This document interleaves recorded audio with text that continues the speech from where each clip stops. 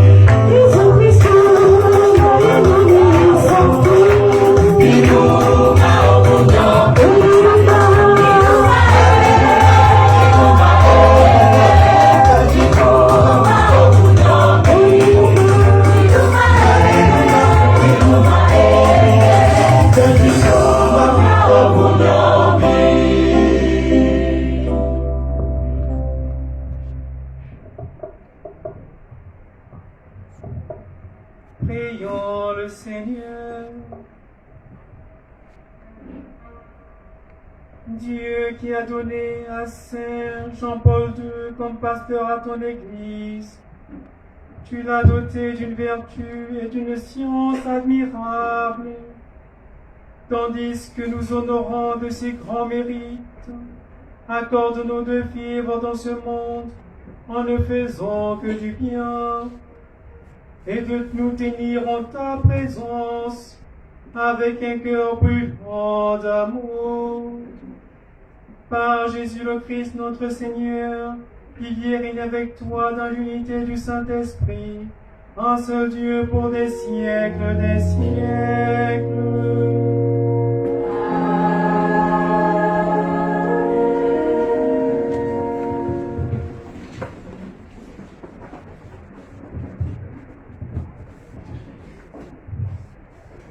Lecture du livre de la Genèse au chapitre 22, les versets 1 à 19.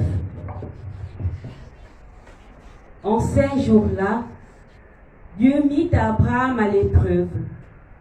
Il lui dit, « Abraham !» Celui-ci répondit, « Me voici. » Dieu dit, « Prends ton fils, ton unique, celui que tu aimes, Isaac, va au pays de Moria, et là, tu l'offriras en holocauste sur la montagne que je t'indiquerai. » Abraham se leva de bon matin, sella son âne, et prit avec lui 2 de ses serviteurs et son fils Isaac.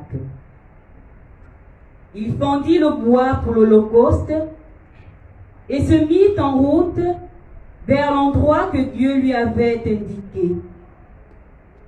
Le 3e jour, Abraham, levant les yeux, vit l'endroit de loin. Abraham dit à ses serviteurs, « Restez ici avec l'âne. Moi et le garçon, nous irons jusque là-bas pour adorer, puis nous reviendrons vers vous. » Abraham prit le bois pour l'holocauste et le chargea sur son fils Isaac.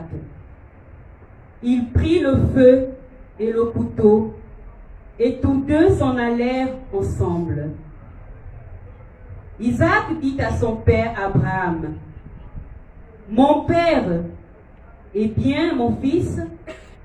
Isaac reprit, « Voilà le feu et le bois, mais où est l'agneau pour l'holocauste ?» Abraham répondit, « Dieu saura bien trouver l'agneau pour l'holocauste, mon fils. » Et ils s'en allaient tous les deux ensemble. Ils arrivèrent à l'endroit que Dieu avait indiqué. Abraham y bâtit l'autel et disposa le bois. Puis il lia son fils Isaac et le mit sur l'autel par-dessus le bois. Abraham étendit la main et saisit le couteau pour immoler son fils. Mais l'ange du Seigneur l'appela du haut du ciel et dit, « Abraham, Abraham !» Il répondit, « Me voici. » L'ange lui dit, « Ne porte pas la main sur le garçon, ne lui fais aucun mal. Je sais maintenant que tu crains Dieu. Tu ne m'as pas refusé ton fils, ton unique. » Abraham leva les yeux et vit un bélier retenu par les cornes dans un buisson. Il alla prendre le bélier et l'offrit en holocauste à la place de son fils. Abraham donna à ce lieu le nom de le Seigneur voit. On l'appelle aujourd'hui, sur le mont le Seigneur est vu. Du ciel, L'ange du Seigneur appela une seconde fois Abraham. Il déclara, « Je le jure par moi-même, oracle du Seigneur, parce que tu as fait cela, parce que tu ne m'as pas refusé ton fils, ton unique, je te comblerai de bénédictions. Je rendrai ta descendance aussi nombreuse que les étoiles du ciel et que le sable au bord de la mer, et ta descendance occupera les places fortes de ses ennemis. Puisque tu as écouté ma voix, toutes les nations de la terre s'adresseront l'une à l'autre la bénédiction par le nom de ta descendance. » Alors Abraham retourna auprès de ses serviteurs et ensemble, ils se mirent en route pour Beersheba et Abraham y habita. Parole du Seigneur.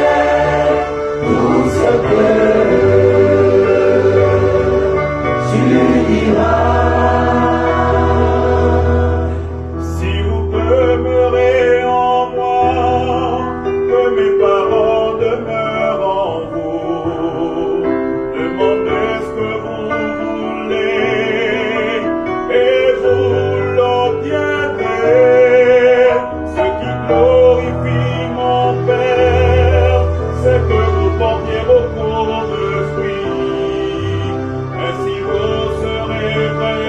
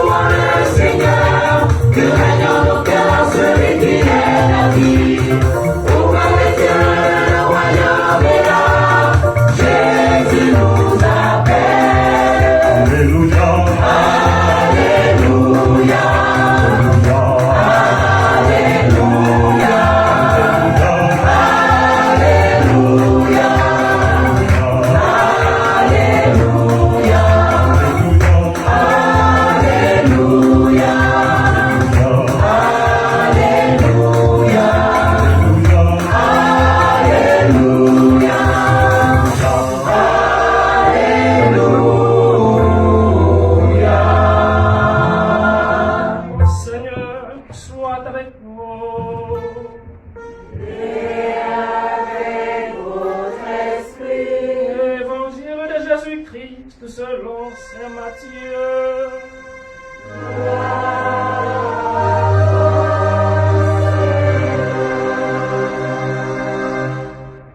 En ce temps-là, Jésus monta en barque, refit la traversée et alla dans sa ville de Capharnaüm. Et voici qu'on lui présenta un paralysé couché sur une civière. Voyant leur foi, Jésus dit au paralysé: Confiance, mon enfant, tes péchés sont pardonnés. Et voici que certains parmi les scribes se disaient: Celui-là blasphème. Jésus, connaissant leurs pensées, demanda: Pourquoi avez-vous des pensées mauvaises? En effet, qu'est-ce qui est plus facile? Dire: Tes péchés sont pardonnés, ou bien dire: Lève-toi et marche. Eh bien, pour que vous sachiez que le Fils de l'homme a le pouvoir sur la terre de pardonner les péchés, Jésus s'adressa alors au paralysé: Lève-toi, prends ta civière et rentre dans ta maison. Il se leva et rentra dans sa maison. Voyant cela, les foules furent saisies de crainte et rendirent gloire à Dieu qui a donné un tel pouvoir aux hommes. Acclamons la parole de Dieu. Louange à toi, Seigneur Jésus.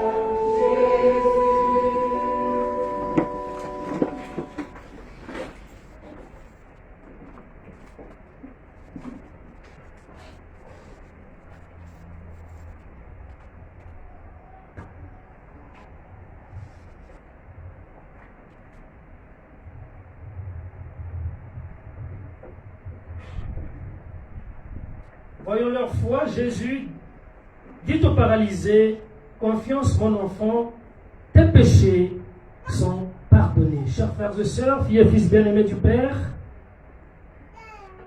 devant la pertinence de certains textes bibliques, on se pose la question: y a-t-il encore besoin de dire quelque chose?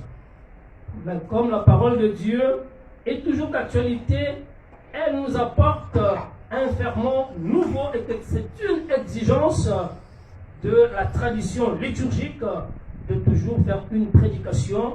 Alors, je vais me livrer à cet exercice. Et je voudrais méditer avec vous en ce début de soirée sur un aspect fondamental de la vie chrétienne. On ne peut pas être chrétien et ne pas avoir la foi. Une vie chrétienne est impossible si nous n'avons pas la foi. Et c'est cela que nous enseignent les textes de ce jour. Dans la première lecture que nous venons d'entendre, que nous venons de méditer tous ensemble, il est justement question de cette foi totale en Dieu d'Abraham. Et d'ailleurs, l'entame de cette lecture nous dit pour le mettre à l'épreuve. Oui, Dieu peut nous soumettre à la tentation. Et c'est d'ailleurs l'une des plus grosses critiques que le cardinal Sarah ait faite aux conférences épiscopales françaises. D'avoir changé justement la finale du Notre Père en pensant que Dieu ne peut pas nous soumettre à la tentation. Si bien au contraire. Dieu peut nous soumettre à la tentation, Dieu peut nous éprouver pour voir la qualité de notre foi. Mais c'est ce qu'il fait aujourd'hui avec Abraham. Pour le mettre à l'épreuve, Dieu demande à Abraham de sacrifier son fils unique. Quelle douloureuse épreuve, chers frères et sœurs. Son fils qu'il a eu à 99 ans. Dieu le lui demande en sacrifice aujourd'hui. Qu'est-ce que c'est douloureux? Mettez-vous à la place d'Abraham. Certains parmi vous ont des enfants et que Dieu vous demande de sacrifier votre fils unique, seriez-vous capable de le faire? Abraham a fait une totale confiance au Seigneur. Il n'a pas rechigné, il a accepté de sacrifier son fils unique. Et chemin faisant, Ismaël lui pose la question: Père, voici la braise, où est l'agneau que nous allons sacrifier? Et Abraham de répondre: Dieu pourvoira. C'est très fort ça. Dieu pourvoira. C'est-à-dire que rien n'est impossible à Dieu. À celui qui croit, rien n'est impossible à Dieu. Et finalement, Dieu, par la bouche de l'ange, fait une belle interpellation à Abraham. Ne sacrifie pas ton fils, ne porte pas la main sur l'enfant. Regarde tout à côté. Il y a une âne que tu pourras sacrifier. Et justement, Dieu a répondu à la foi d'Abraham. Et cet acte de foi a intronisé Abraham comme père de croyants, nous dit la finale de cette lecture. Parce que Abraham a osé vouloir sacrifier son fils. Dieu a fait de lui père de tous les croyants. Et dans l'évangile que nous venons d'entendre, Jésus pardonne les péchés du paralysé selon la foi de ceux qui l'ont accompagné. Alors, nous devons savoir une chose, c'est que les Juifs n'ont pas compris en lui disant: tes péchés te sont pardonnés, Dieu guérit l'âme. Mais en guérissant l'âme, il purifie tout l'être, et même l'être physique. Et donc, il a posé un acte très fort en lui disant: tes péchés te sont pardonnés. Il guérissait ainsi non seulement l'âme du paralysé, mais il le guérissait physiquement. C'est cela que les Juifs n'ont pas compris. Mais Jésus pose un tel acte par rapport à la foi de ce paralysé et de ceux qui l'accompagnaient. Qu'est-ce que tout cela veut dire, chers frères et sœurs? Dieu nous fait des demandes quelquefois dans notre vie. Dieu nous éprouve, mais quelquefois nous donnons à Dieu le superflu. Nous donnons l'accessoire à Dieu. Or, nous devons donner le meilleur de nous-mêmes à Dieu. Nous devons donner l'essentiel de notre vie à Dieu. Nous devons donner à Dieu ce qui est bon pour lui et ce qui est bon pour nous-mêmes. Alors, il nous le revaudra. Dans la Bible, nous avons beaucoup d'exemples de cette nature. La veuve du temple qui a donné la seule piécette qu'elle avait pour vivre. Et Jésus le dit: tous les autres ont donné sur leur superflu, mais cette dame a donné tout ce qu'elle avait pour vivre. Souvenons-nous encore de la veuve de Sarepta avec Élie, qui n'avait que ce bol de farine et cette jarre d'huile pour vivre. Et finalement, elles ont tout donné. Alors, ce que je voudrais nous dire en ce soir, et là, je vais particulièrement m'adresser à mon frère Jean-Paul du Christ, Rédempteur, lui à qui Dieu a fait beaucoup de bien. Lui qui est médecin, il a tout abandonné, tous ses privilèges, il a tout quitté pour finalement offrir cette belle carrière à Dieu, cette belle carrière au Seigneur. Mais finalement, il y avait un bien plus grand qui l'attendait, c'est-à-dire le don du sacerdoce. Et c'est cela qu'il a manifesté au frère Jean-Paul du Christ Rédempteur. Quand il quittait sa carrière de médecin, il ne savait peut-être pas qu'il serait médecin des âmes et des corps. Voici ce que Dieu prévoyait pour toi, cher frère.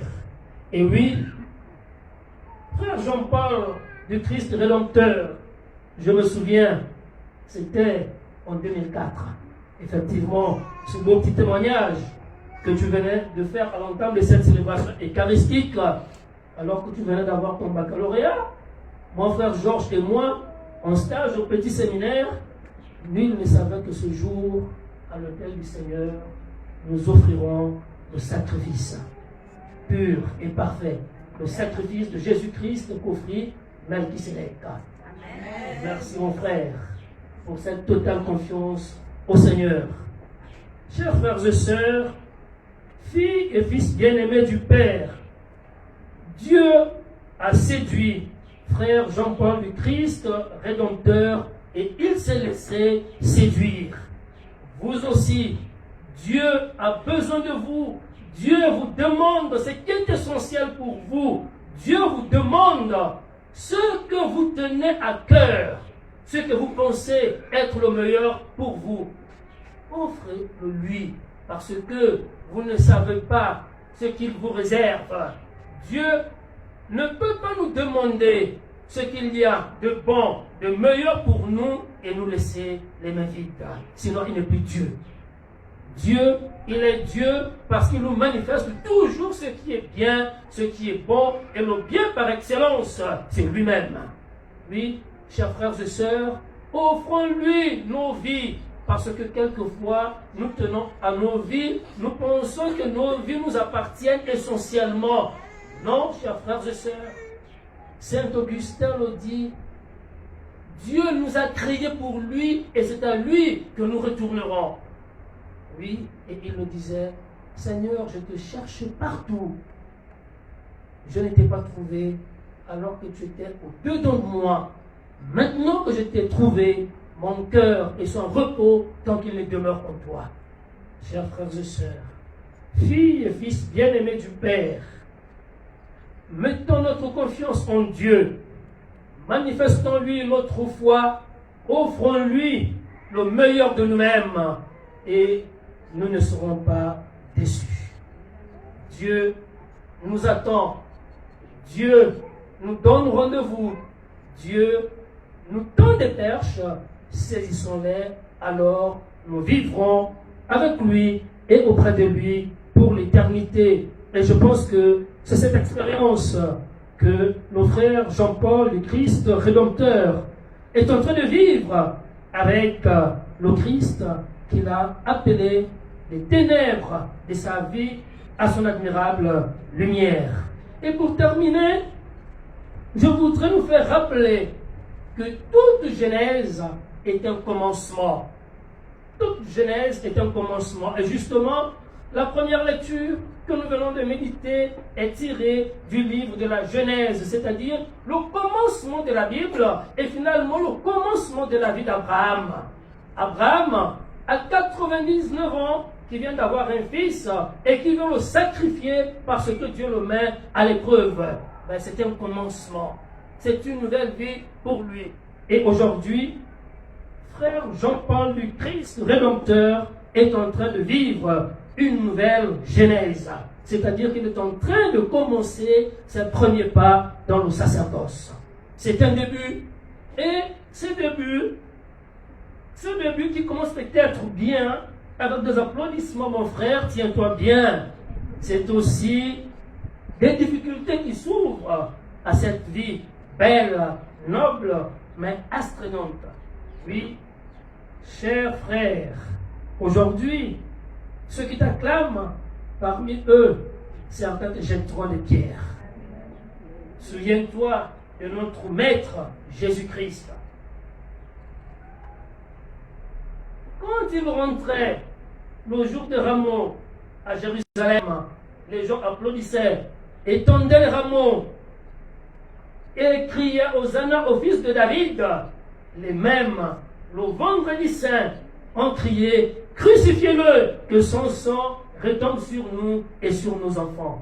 Et lui-même nous dit, le jeudi saint, lors de l'institution du sacerdoce, si l'on a traité ainsi le bois vert, qu'en sera-t-il du bois sec?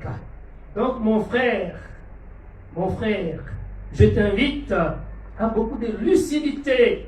C'est beau aujourd'hui, le sacerdoce est agréable, beaucoup t'acclament, beaucoup te jetteront des pierres, comme ils les ont jetées à notre Maître Jésus-Christ, qui t'a fait le don du sacerdoce.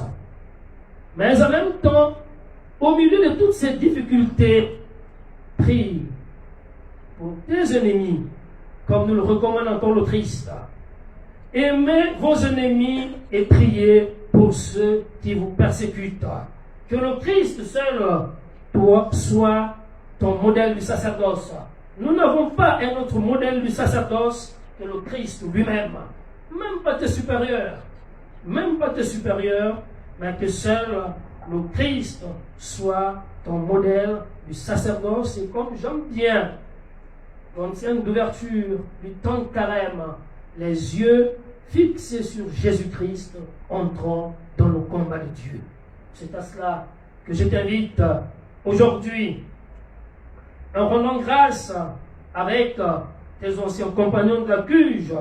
N'oublie jamais ce que tu es pour eux et ce que tu es avec eux. C'est Saint Augustin qui le disait, avec vous je suis chrétien, pour vous je suis évêque. Avec eux tu es chrétien, pour eux tu es prêtre, donc leur berger désormais. Et ça, chers frères, ne l'oublie jamais. Jamais. Avec eux tu es chrétien, pour eux tu es prêtre, tu es désormais leur berger. Et tu dois leur montrer le chemin, quelles que soient les difficultés. Chers frères, Jean-Paul du Christ Rédempteur, le don du sacerdoce ne saurait être une promotion sociale. Bien au contraire, c'est un service. Et la chasuble que nous portons lors des célébrations eucharistiques traduit justement nos serviteurs que nous sommes. Si l'étoile traduit nos bons pasteurs, nous devons aller à la recherche de la brebis égarée. La chasuble traduit nos services. Nous sommes au service de ce peuple et nous devons être pour ce peuple des bons pasteurs. Quelles que soient nos difficultés, quelles que soient nos faiblesses, soyons pour ce peuple de Dieu, soit pour tes frères, prêtres, selon le cœur de Dieu, et à vous, chers frères et sœurs, nous qui accompagnons aujourd'hui le frère Jean-Paul du Christ Rédempteur. Le plus souvent, quand je rencontre des gens, ils prient et ils disent, mon Père, soyez des saints prêtres. Mais je pose après la question, qu'est-ce qu'un saint prêtre? Qu'est-ce qu'un saint prêtre? Et quelquefois, on a du mal à donner une définition du saint prêtre. Mais le saint prêtre, ce n'est pas celui-là qui n'a pas de péché. Si notre place n'est plus ici, Dieu n'appelle pas des saints, mais il appelle des pécheurs qu'il amène à la sainteté. Nous sommes des êtres perfectibles et Dieu veut que nous soyons saints. Alors le saint prêtre, mon frère, que nous devons être, c'est celui-là qui nuit toujours est au service du peuple de Dieu. C'est ça le saint prêtre.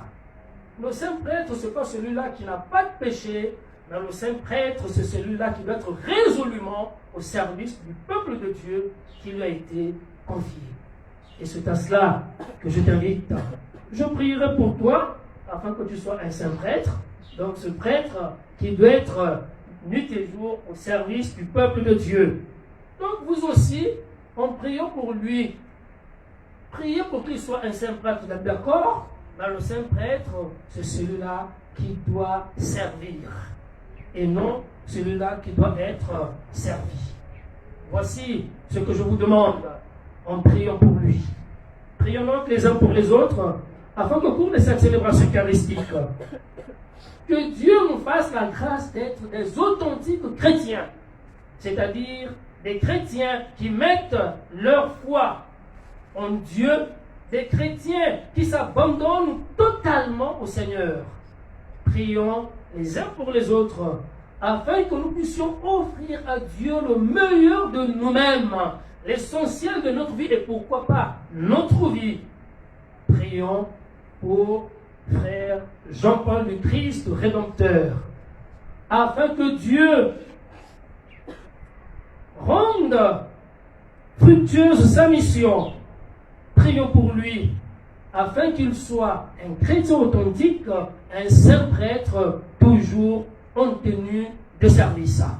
et que la chasuble ne soit pas pour lui un moyen d'être servi, mais plutôt une tenue de service. Alors, quand Dieu apparaîtra dans sa sainte gloire, il lui dira, serviteur bon et fidèle, entre dans la joie de ton maître.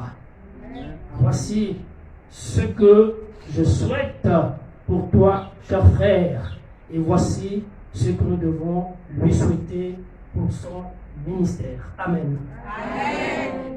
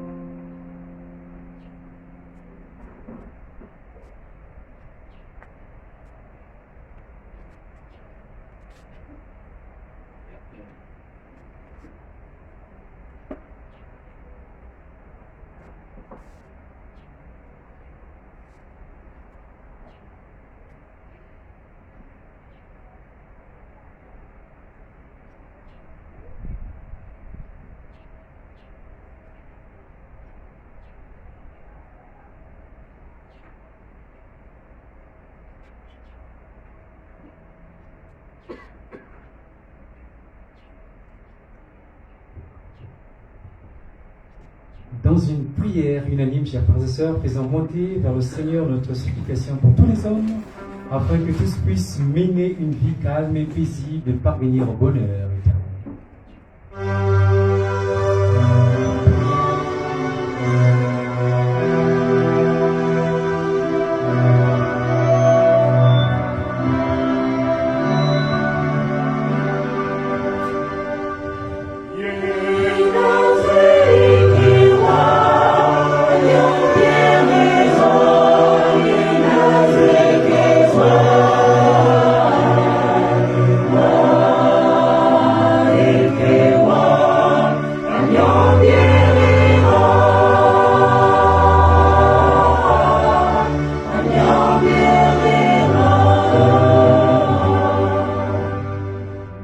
Donne, Seigneur, à ton Église de t'aimer plus que tout et de continuer.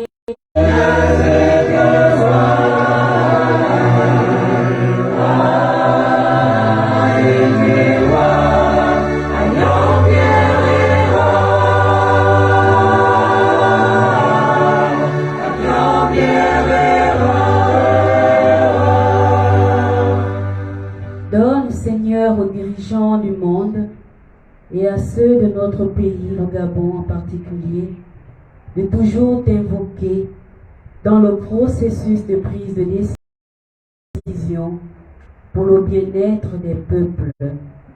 Nous t'en prions.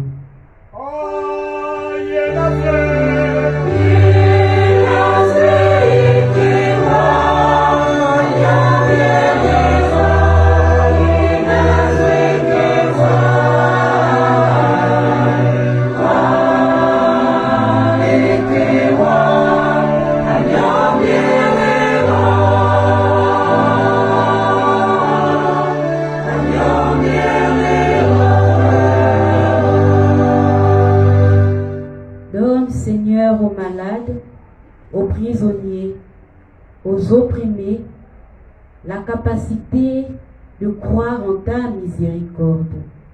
Nous t'en prions.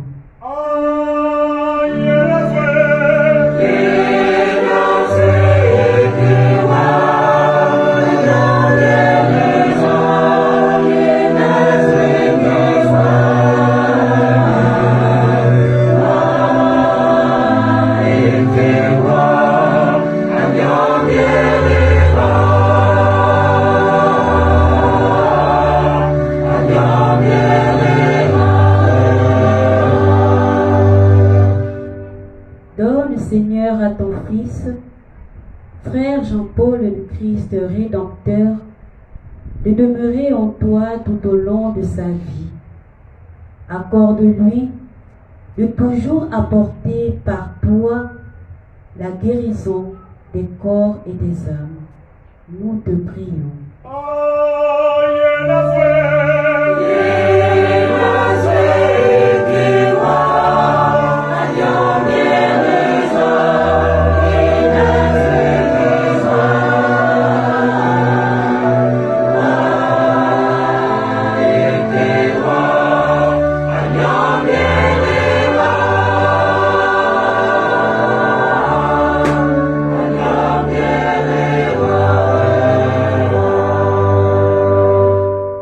Donne, Seigneur, à notre communauté, à toutes les personnes ici rassemblées, de vivre l'amour tel que l'ont vécu les premiers apôtres et de nous offrir les uns aux autres à ton sacré cœur. Nous t'en prions.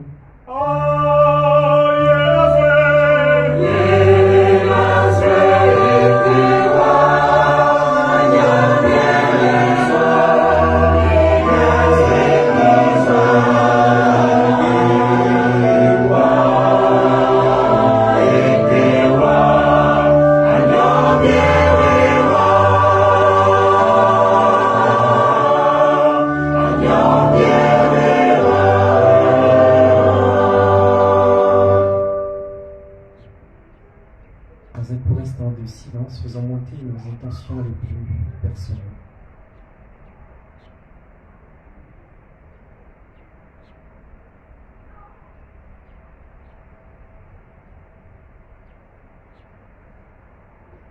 Seigneur, viens au secours de ton peuple qui espère en ta miséricorde. Que ta puissance le soutienne en cette vie et le conduise aux joies de l'éternité. Par Jésus le Christ, notre Seigneur, qui vit et règne avec toi dans l'unité du Saint-Esprit, un seul Dieu, pour des siècles et des siècles. Amen.